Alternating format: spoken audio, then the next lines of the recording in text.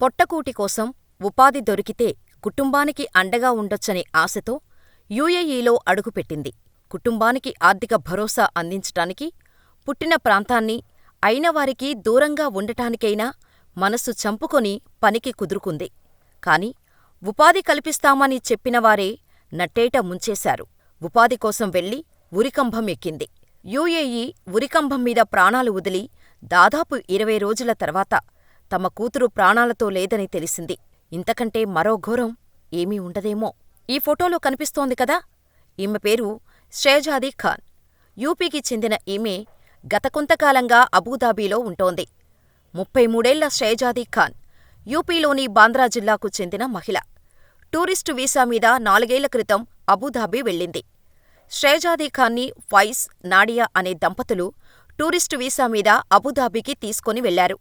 అయితే తను వెళ్లేది work visa మీదే అనుకుంది కాని టూరిస్టు వీసా అన్న విషయం షేజాదీ ఖాన్కి తెలియదు. అలా టూరిస్టు వీసా మీద వెళ్లిన షేజాదీ ఇరుక్కుపోయింది. ఇక ఫయిజ్, నాడియా దంపతులు 2022లో ఆగస్టులో తమ కొడుకును చూసుకునే బాధ్యతను షేజాదీకి అప్పగించారు. షేజాదీకి కేర్ గివర్ కింద ఆ బాధ్యతలు తీసుకుంది. 2022 డిసెంబర్ 7న 4 ఏళ్ల ఆ చిన్నారిని వ్యాక్సినేషన్కు తీసుకెళ్లింది. అయితే అది కాస్త విషాదాంతమైంది.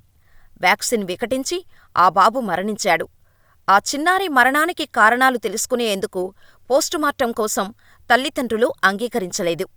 సరిగ్గా ఈ ఘటనకు ముందే షేజాదీని అక్రమంగా రవాణా చేసినందుకు ఫయిజ్, నాడియా దంపతులపై కూడా కేసు నమోదైంది. అయినా సరే నాడియా దంపతుల కొడుకుని షేజాదీ బాగానే చూసుకునేది. ఇక వ్యాక్సిన్ కారణంగా ఎప్పుడైతే బాబు చనిపోయాడో ఆ కేసు షేజాదీ మీద పడింది. తనను అక్రమంగా తీసుకొచ్చామన్న కోపంతో తన కుమారుడిని షేజాదీ చంపేసిందని కేసు ఫైల్ చేశాడు ఫయిజ్. అయితే తనకు ఏ పాపం తెలీదని కోర్టుల చుట్టూ తిరిగినా ఫలితం దక్కలేదు.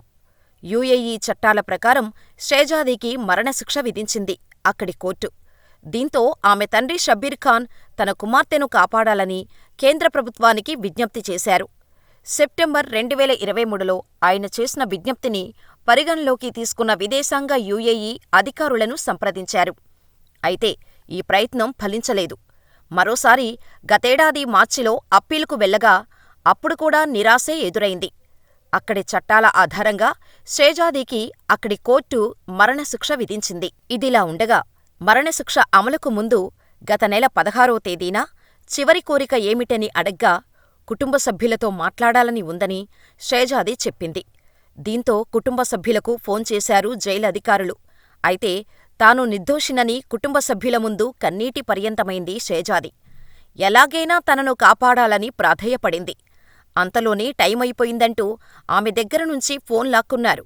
అయితే అదే చివరిసారి ఆమె కుటుంబంతో మాటలని తండ్రి అంటున్నారు. కూతురు నుంచి ఫోన్ రాగానే షేజాదీ తండ్రి వెంటనే భారత విదేశాంగ శాఖకు ఫిర్యాదు చేసినా ప్రయోజనం లేకపోయింది.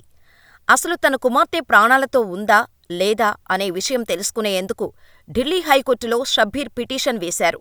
అయితే షేజాదీని ఫిబ్రవరి 15నే ఉరితీసినట్టు తాజాగా కోర్టుకు భారత ప్రభుత్వం తెలియచేసింది.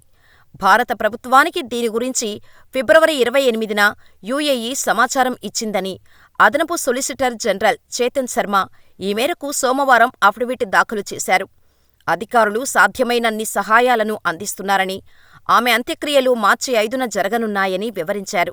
దీనిపై న్యాయమూర్తి జస్టిస్ సచిన్ దత్తా స్పందిస్తూ ఇది ఎంతో దురదృష్టకరమని విచారం వ్యక్తం చేశారు.